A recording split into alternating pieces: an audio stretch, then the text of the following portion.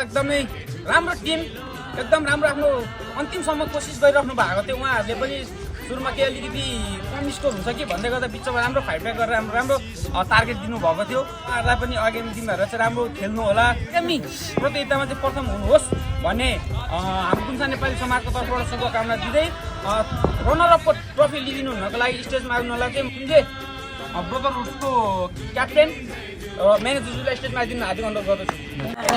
म र साथै म्यानेजर र हाम्रा अध्यक्षज्यू सँगै हुनुहुन्छ है, क्याप्टेन आइदिनु होला ल।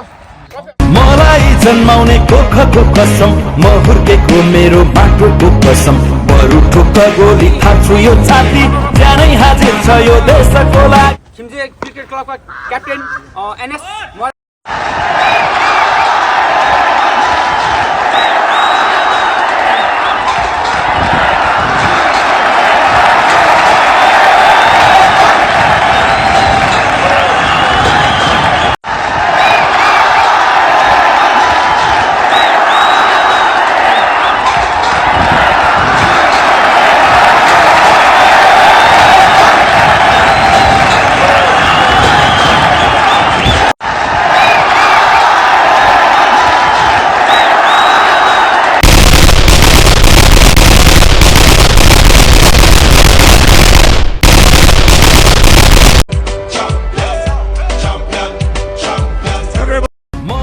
जन्माउने कोखको कसम, म हुर्केको मेरो माटोको कसम, बरु ठोक्क गोली